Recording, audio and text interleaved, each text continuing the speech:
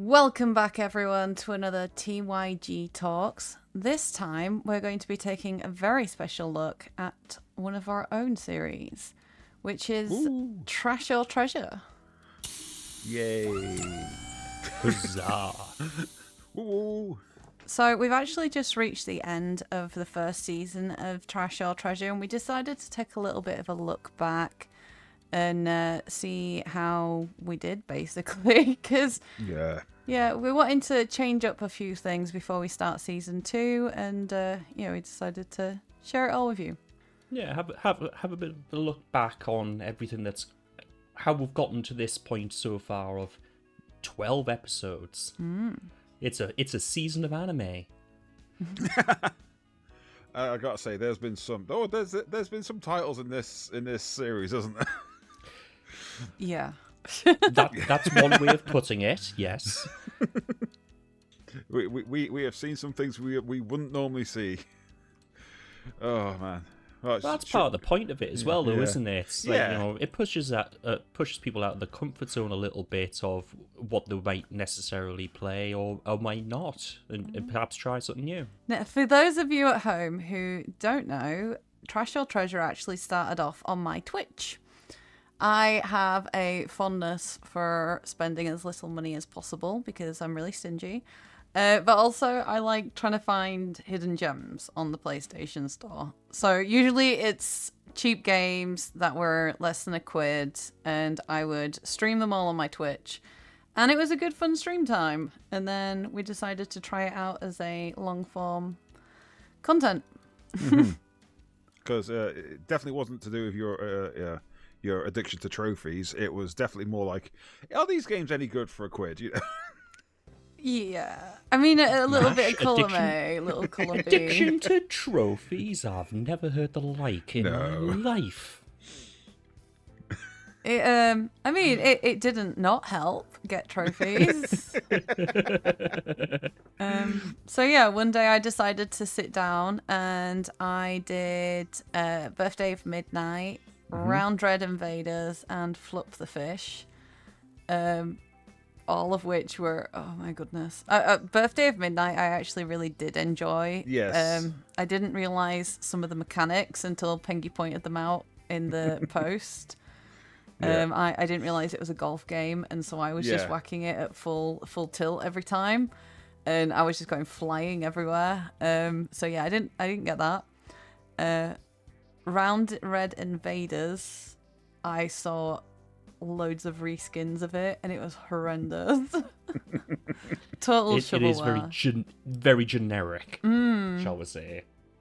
And then Flip the Fish, which was like various little side-scrolling platform mechanics, and it was kind of like there was a Flappy Bird one, there was just like the Impossible Game scroller, and they were fun, but It was basically 3 Flash games, or I guess now phone games, kind of whacked together. Yeah. It wasn't bad, but it was a tough trophy. It was a very tough plan. Did you manage to complete them all, trophy-wise? Yeah, I did. Once I figured out how to actually play Birthday of Midnight, yeah. You didn't get stuck on level 12 again? No. That was the entire episode. The episode was level 12, stuck. Level 12, stuck. Yeah. For my episode, I did 3 horror games, all from the same creator, because I'd seen Not My Neighbor. You know, I had seen it. And I was like, I'm going to try this. But then I looked at the itch page, and I saw the creator had done other games. So I was like, you know what? I'm going to try all 3 of them back to back for a treasure. Now the apartment upstairs seemed all right. It was a looked like an RPG Maker game, pretty much survival horror. There's very, very Silent Hill roots in there, wasn't there? But very much so. Yeah, like you could definitely feel the influence coming through. Yes, definitely. And although I was interested, I don't think I actually went back to that ever. I'll be honest with you, I didn't go back to it. Unlikely was throwaway. It was really throwaway. I mean, I got the idea of it, but yeah, No. If I remember correctly from the itch page, it was like a very, very quick put together game jam game as well. Yeah. So for a considerable time constraint, impressive work. Yes, definitely. It had the very, atmosphere. very much a one and done. Yeah, and some great, I'd say some great artwork. I love the artwork. I love this guy's art style. And the one I wanted to try really was Not My Neighbor, which I have gone back to. I've got back to again and again. It has added new modes. There's an endless mode. There's a campaign in it now. And so yeah, I've gone back. But I believe this is one I also did a bonus of Bookshot Roulette, didn't I? Yeah. Yeah, and again I've gone back to that because again it's added new modes. There's now a multiplayer mode in that, believe it or not. So yeah, 2 out of 4 games I've gone back to in that one. I have seen Bookshot Roulette a few places actually. Episode 3 was another one of mine. We started with Tump Jump. Are you sure it wasn't Turbo Jump, Mash? Which is a definite shovelware. It was horrendously easy to complete, and I got the platinum in 2 minutes. It does still currently hold the record on Trash or Treasure as the fastest platinum game. Yeah. That doesn't surprise me. That is a record that could be beaten. We don't know. I will mean, try. it's an interesting record, that's for sure. But hey, you never know. We might see something else come up. I could always buy the other reskins of it and see if I can beat my high score. See how many of them you can finish in a 45-minute to hour-long episode. Yeah. Just 14 platinums. Well, that was originally Trash or Treasure's thing, was to see how many trophies I could get in one night. So it'd be Trophy Tuesday, and I would get as many cheap games as possible, and I would just smash in as many as possible within the stream. It was awesome. And then many MASH things, much like Nidoran, MASH got it. It was Mash's baby, and then I abducted it, and I adopted it, and then it started to become my baby. Trash or Treasure is Nido King. Trash or Treasure is Nido King. Because this is also the time where, my editing of it then started to evolve a bit more, and the character of Blue, Editor Blue, started to come forward a bit more as a part of the whole experience, which was interesting. And he got to put his work into practice when I decided to play a very not suitable for YouTube game. Yes, I did. So anyway, who enjoyed getting to see all of the lovely furry friends that we have in TYG? I have a suggestion for what to do if that happens again next time. So I've been practicing some editing skills. I have a plan if it happens again. For everyone watching at home or listening along, this is the first I've heard of this. I'm not joking. Yep. This is the first I'm hearing of It didn't this. show up again this season, so... It nearly did. And it was me again. But we'll get to that, but it nearly did. Yeah. It was me both times. Gee, I wonder what the correlation could be. So episode 4 was won by Pengy, where he did Xeon Valkyrie, 36 Fragments of Midnight, and Felix the Reaper. He actually got 36 Fragments of Midnight after watching my Trash or Treasure when I did Birthday of Midnight, because that was really fun. It was the same series, wasn't it? Yeah. Did he realise, or? No, he knew it was the same series, but he didn't realise that 36 Fragments of Midnight wasn't a sequel. It was a different game altogether, and it was this wasn't a golf game. It was a platformer. Yes. And it was not a fun one. Yeah, no. And the trophy glitched on him as well. Multiple times. Yes. There's actually more than one trophy, if I remember correctly, that glitched out on him. I think it was 2. Saying that though, Felix the Reaper, I remember, because it was Patrick Stewart who voiced it. Patrick Stewart. Yeah. Yeah.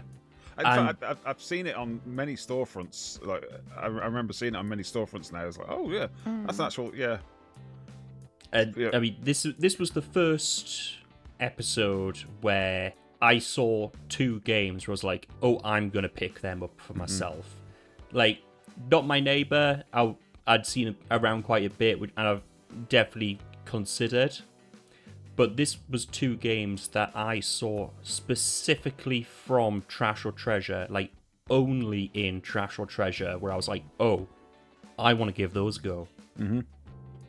36 Fragments of Midnight, I can leave that one. Yeah. But Xenon Valkyrie Plus and Felix the Reaper genuinely looked like really good games that I would enjoy playing, and both of them have ended up on my wish list.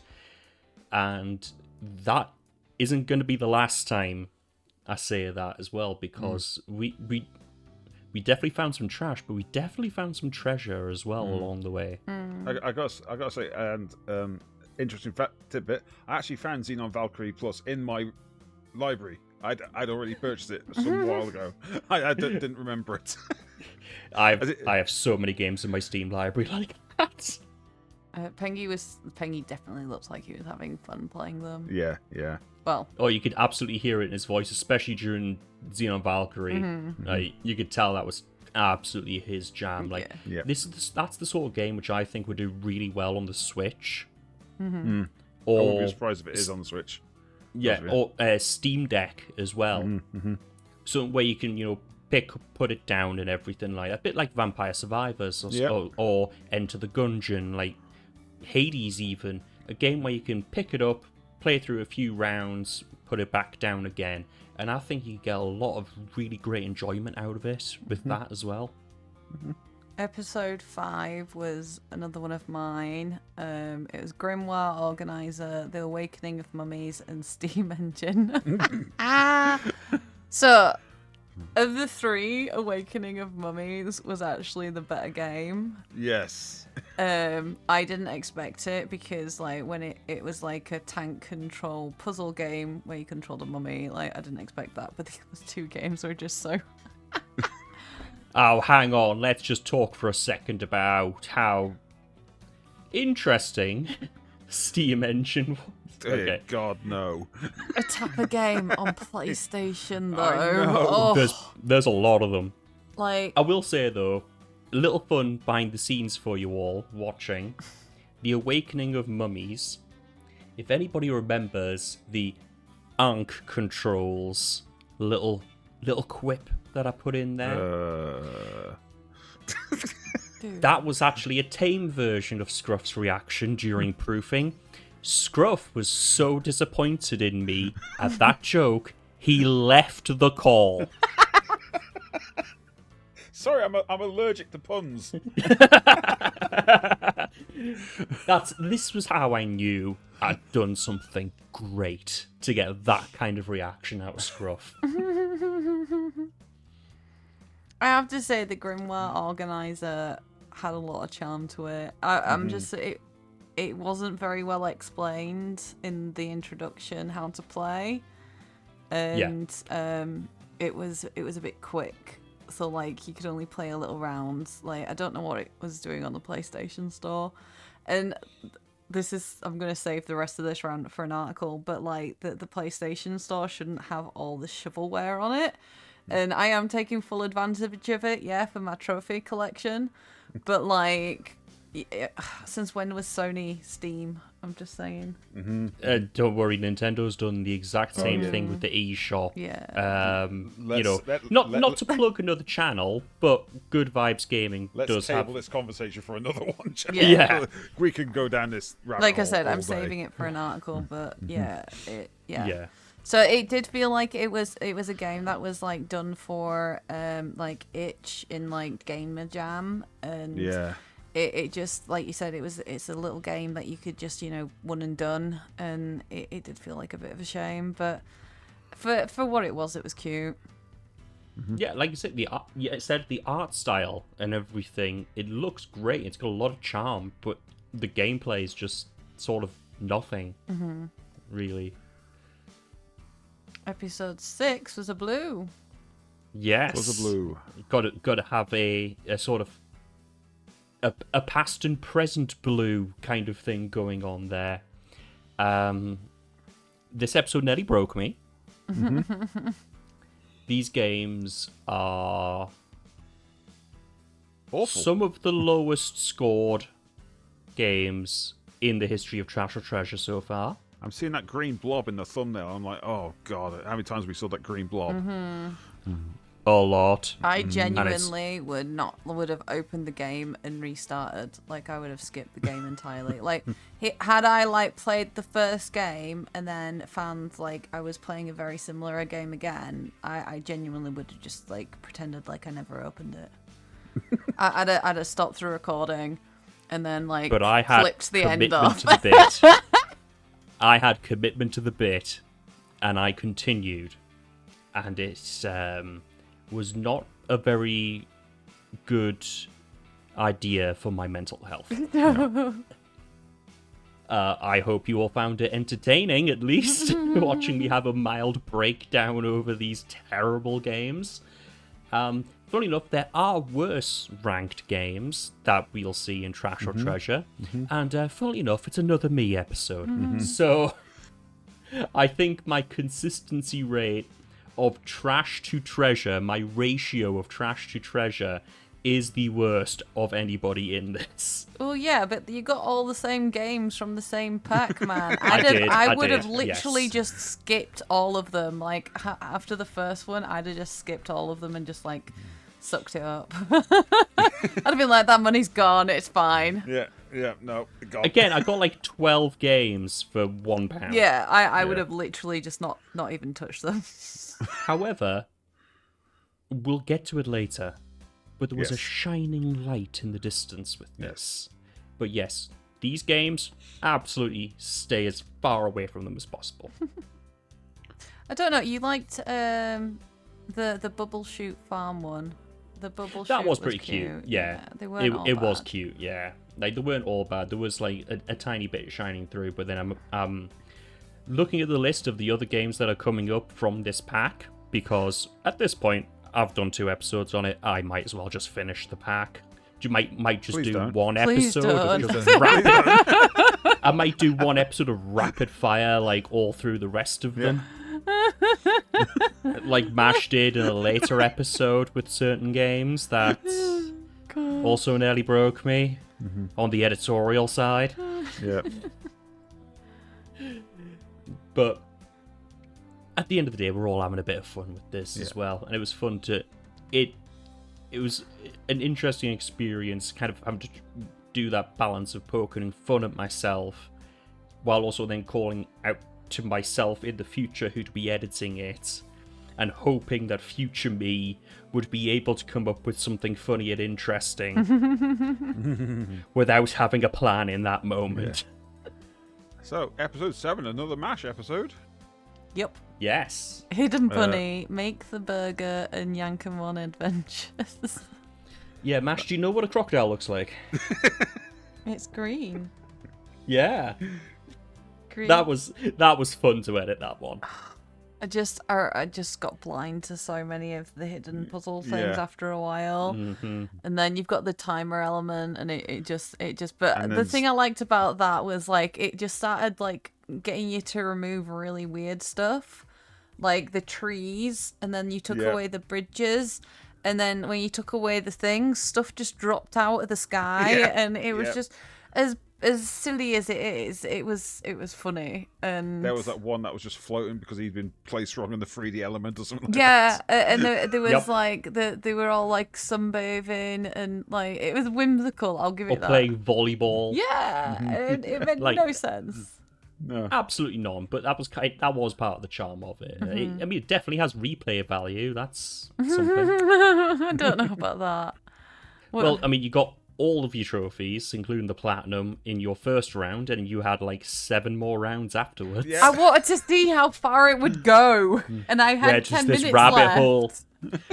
Where does this hidden bunny rabbit hole lead? If I was Alice, I'd be lost. Make the Burger. I never actually went back to that because it was so tough.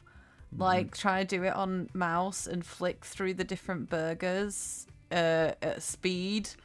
And like there were shortcuts on the controller that you could flick to the other side of the page, but like even with that, my fingers weren't fast enough. Yeah. But it was a good game. It's not a game for me, but you know. No. That is actually another one where it's come up, and I've thought I would be quite tempted to give that game a go. On mouse and keyboard. Yeah. Oh yes.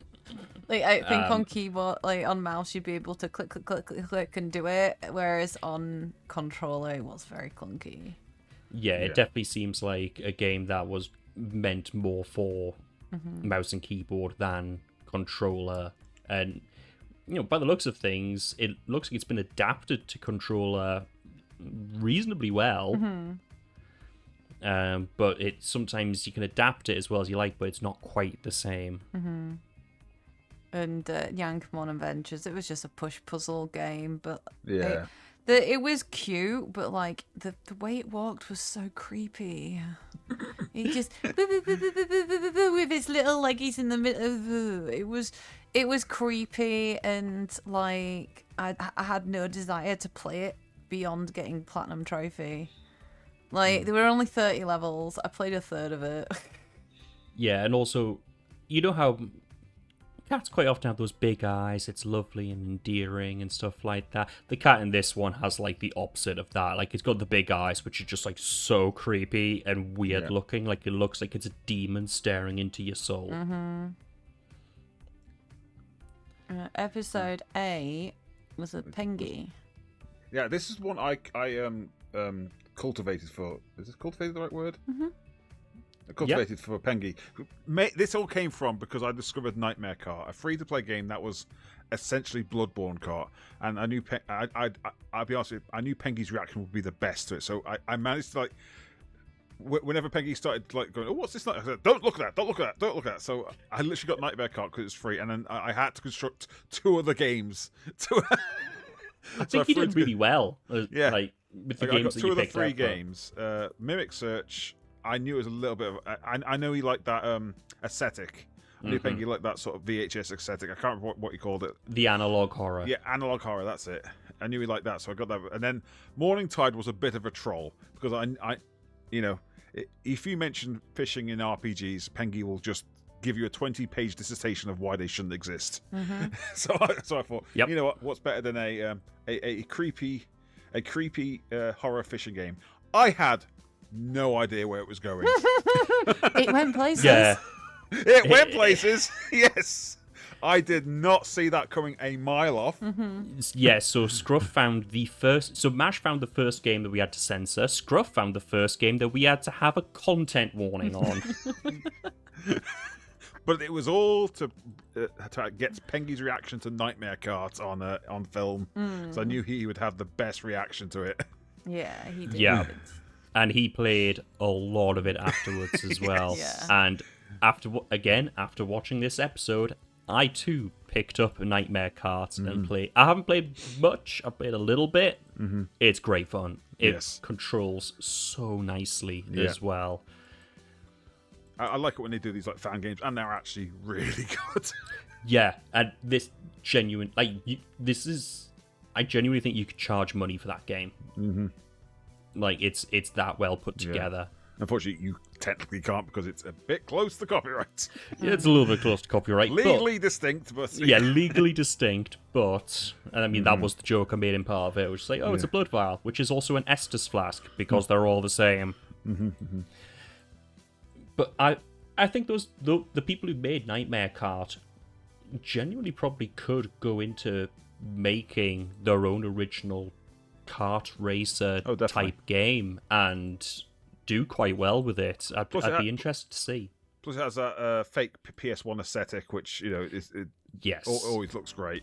I'll be honest with you. Yeah. So, shall we go into the second game we almost had to censor, or did we censor it? I can't remember. We didn't end up having to censor anything in this, but Mash decided after all of the debacle of her second episode, why don't I just make Blue's life worse? How could I we make got- your life worse with pretty girls? I just added pretty girls into your life. Surely that makes everything better. And you know what, Mash? It does, because I've actually played a couple of these Pretty Girls games since, and they are great. They are! We're- Right, everybody says that I'm just doing it for the trophies or because I'm a pervert, and it's not. They're good games. They are, I swear. I promise you all they're good. Listen, Mash, you may also be... You're not a pervert, you're cultured. And as another cultured gentleman... Can I have some Yeah, that's copium? You sniffing, please. But, like, Listen, this ain't copium. Some of these are like genuinely fun to But play. We're still not sure if they like it or not because of those squeals, you know. Yeah, some of the characters you can tell a bit if you know a bit of Japanese what some of the characters are saying and whether they are. yeah, but I don't know Japanese, Enjoying. and the fact is the games are a lot looser on the Steam store than they are on PlayStation, which is where I play them. So there you go. I can try and beat those allegations a little while longer. I can't. I played them on Steam. I got the full experience. It's great. Well, Right. you're welcome. Moving on swiftly. But Scruff's Aquatic. Yeah, so we're back to another Scruff episode. This is where I just bought, literally bought like a bunch of Humble. I spent like 15 quid and got like under a quid games at Humble. So I bought a bunch of Steam keys and I was like, you know, let's try them. Fabled Woods wasn't too bad. I have been meaning to go back to it, but I haven't yet. And that's on me. Stop Well, mocking me. Yeah, that deer kept mocking me. It was, but it was so funny. But like that whole story definitely seemed to be going places. Yeah, definitely. Where you like your time unfortunately finished with it. So it looks like you were just on the cusp of like really getting Apparently, into like... some said to me it's got like a runtime of an hour, so it might be a one-off I can do on stream or maybe do a video. So if you go to www.twitch.tv/scruff_xd, follow Scruff, and he might play it. I'll put it on the list. He'll be on the list. The long list. The list is long.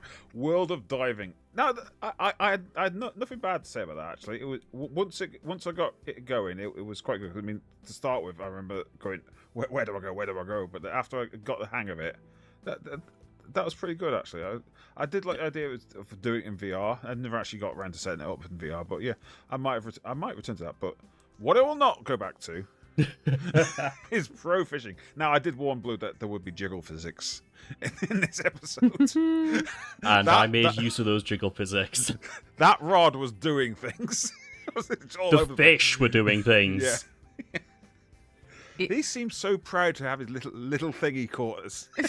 I said it in the episode. I will reiterate it here. He looked like that typical, like, Tinder profile picture of the guy with a fish, and he's so proud. Yes. That is exactly how it was framed and everything. Like, surely it was done on purpose. Yes, I don't know. It seemed... Because it had a fish guide as well. It had mechanics, but it was just so dull. So dull. And to be honest, there are better fishing games. I said it in the episode. There are better fishing games out there. I'm going to say it. I think the fishing in Sonic Adventure 1 is probably better than that and more fun and interesting. Oh, goodness.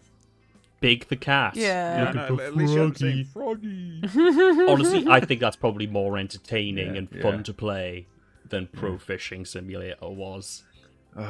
So here we go. Back to your bundle of fun you bought for £1. Blue, next episode. So welcome to Trash or Trauma. Yeah, PTSD definitely took place in this episode. But there was a bright light in it, which I never expected to find, which was Puzzle Princess Adventure, or Princess Puzzle Adventure. Yes. That looks really cute. There were so many awful, like, Jigsaw games And this piece of shovelware was one of the best Pinchuk's Jigsaw games I've ever played. Yeah.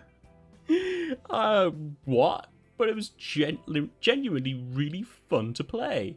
And I did go back, right? What I said at the end of the episode stands. I legitimately played that game while sat on the toilet. I did that. And you know what? It was worth it. It was very cute. It was very cute. And, each jigsaw is only like, a few minutes sort of thing, depending on the size of the jigsaw and everything like that. So it has actually been a one where a couple times since I've been like, kind of fancy doing a jigsaw. So I've just boosted it up, done a jigsaw. I'm like, I'm satisfied now. And that was it. But I actually got my money's worth out of that one. So that one title redeemed the entire pack, did it, in your eyes? No. But it tried. It absolutely did not redeem that. However, I was glad to know that while I'd played so much trash during it out of that bundle, that was at least the first game where I genuinely had some good fun with it. I mean, I enjoyed the Bubble Shoot Farm one as well, but kind of more as an idle distraction sort of thing. I wasn't really that into it.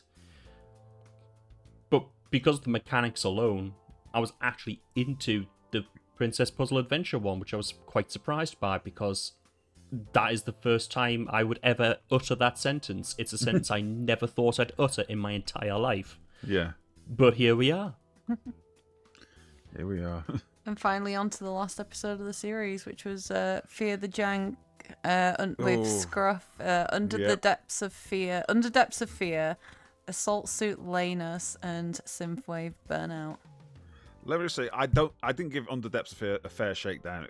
I said it in the episode, having only 15 minutes to play a narrative horror game wasn't going to be fair on it. I think it was the best game in that episode anyway, due to other reasons. But if you're going to give me a light source, don't make it a consumable light source, which you can actually right-click and... Yeah. But Scruff, have you not played Amnesia: The Dark Descent? Quiet. Cult hit and incredibly formative to modern survival horror games. Amnesia: The Dark Descent. Yeah, I mean, there was something really good brewing Under Depths of Fear, so I will go back to that at some point. Assault Suit Linus, right?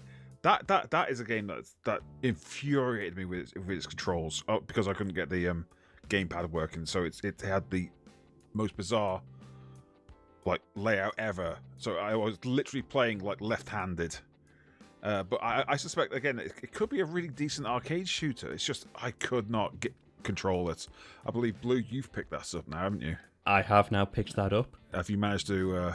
I haven't had a chance to get around to playing it, unfortunately, yet. You also did some digging and found that there was a way to get the gamepad working, but it was so back end. It's very back end. This is essentially, this game is actually a modern port of either a Saturn or Mega Drive or Master System game, but it's that sort of era. I think it was Saturn at least. Saturn or Dreamcast. I know it was that. It definitely wasn't Dreamcast. Oh, okay, so it was Saturn. It was probably the Saturn, but is that sort of era of Sega, and this is a modern sort of port of it. Yeah, well, I wouldn't say it's that modern because... well, it's at least been brought to modern systems. Yeah. We'll say that. So I couldn't get past the control system of that. So, but Synthwave Burnout can get in the bin. Again, it's another one of those early access games which has no update since it first got released. It is just trash. I mean, it did offer a VR mode. I am not going to that game in VR because I like my eyeballs. And sanity. Yeah. I remember when we were proofing it, Matt, you were like, "Oh, we can just drive this along with some of our tunes." Like, no, no, because it was just so bad to control. Aside from the fact, for some reason, you can get in the back seat of the car. Yeah, that made no sense. Why could you get in the back seat? Why was that even an option? No, that was that. It, to us, think about it now. It feels like an asset flip. It Yeah. definitely feels like they've gotten some assets put together, and might have been some students put it together or something like that. It was just an early access cash grab. Or that. Listen, I was trying to give it the benefit of doubt a little bit. No. Oh. No, That was 12 episodes of fun. Do we have Fun is a word. A favourite game for the series? Ooh. I think mine's going to be Not My Neighbour. I do go back to that every now and again when it gets an update. I like the art style in it. And yeah, I would recommend that, actually. That's one I've definitely been considering picking up. Like, I'd say at least half the episodes, there's a game that I've either picked up or have considered picking up. Like World of Diving from your Aquatic Adventure episode. That's on my wish list at the minute because, hey, fun blue fact. I have a scuba diving license. I've been scuba diving several times. So I'd be very, very interested to play that in VR and see what it actually feels like as somebody who has real world experience of scuba diving. But it just looks like quite a fun game that I'd probably enjoy. And honestly, same with Fabled Woods. I think I'd probably quite enjoy that depending on how traumatic it got. Yeah. But honestly, out of all the games that I think I've had sort of, at least on the, because I've had a hand in all of these, obviously, as the editor, I think Felix the Reaper might be the favourite one for me. It just oozes so much charm and fun while having quite a simple but in many ways sophisticated gimmick to it. Plus Patrick Stewart's awesome tones. Also that, and also the great dancing that Felix does all throughout. Yeah. So I'd say Felix the Reaper actually might be my favourite. See, like, as much as the Pretty Girl games are actually my favourites, like, the ones that I played in particular, there was some glitches that weren't apparent until after we'd recorded. So, like, some of the menus, if you click next, it takes you back to the main menu or repeats the same game. And so, like, and that's why I didn't realise that I'd played the same level twice a few times. So, like, there were some glitches in them. So, like, in terms of, like, the best game, I actually think I agree with Scruff with the Not My Neighbour, because it is the only one that I actually was interested in playing out of everybody else's stuff. And, like, I don't think I'd go back to most of my games and play them again. What, you wouldn't go back to see if you could find everything in Hidden Bunny? You wouldn't go. You wouldn't see how far that rabbit hole went. Yeah, I have the platinum already. There's no reason. Yeah, but what about completion, Mash? I got the platinum. Like. What about? There's no. You have to understand. No, that time could be spent getting new trophies In other Pretty Girl games. Yeah, exactly. Okay, here's another one then. Are there any of the games that were saw through Trash or Treasure, or that you played during Trash or Treasure, where you went, this was a mistake? No, I don't think any of mine were a mistake. I mean, I definitely would have rage quit on all of yours. I wouldn't have done it. Yes. Like, yeah, genuinely would have pretended like I never even bought them. Yeah, 4 out of the 6 of mine. Definitely. Yeah, Synthwave Burnout. Just get it in the bin. Sorry, I've said it before. I don't blame you, honestly. I really don't. It was pretty though, but it looks looks like the meme wallpaper. Yeah, definitely. Like it's everywhere. Like it looks like one of the animated wallpapers you'd get that somebody had put on the Steam workshop for like wallpaper engine or something. Yeah, yeah. But it played awful. Yeah, car controls and keyboard and mouse don't generally tend to work well. It wasn't that. It was the fact that it was analog. It was just like you went hard left. There was no like gradual. You went immediately left. Who likes 90-degree turns? Mm-hmm. Right, well, that's been our TYG Talks Trash or Treasure. Thank you, Blue and Scruff, for joining me, and Thank you, Blue, for editing all of Trash or Treasure. Yes. Like, you've done a great job. Yes, well done. Thank you. It's been a lot of fun, and you know, it's been fun to sort of be able to put my own sort of stamp on some of these as well. And I hope you've all been enjoying Little Editor Blue. He's not going away anytime soon, but hopefully in the next season he'll be a smidge less obnoxious in the way that he arrives on screen. And everyone, if you've made it this far, let us know what your favourite and least favourite games that we've covered were, and let us know in the comments.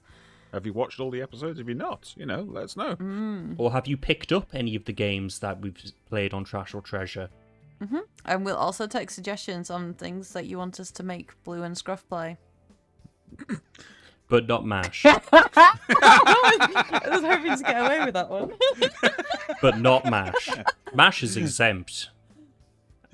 As the community leader. Yep. Can I be honest? People have already suggested me games. They have. Yeah, I think we're ready for season 2. Yeah, we are. We are just about. We're, a little peek behind the curtain. I'm just finishing up the last of the assets for season 2. We're just about there for me to then get into full-blown editing mode. So expect to see season 2 perhaps sooner than you think. Until then, everyone, remember to like, comment, and subscribe. It really does help us out, and we are very close to reaching a YouTube partner, and we would really appreciate that. And until then, we'll see you all later, taters. Love you, bye.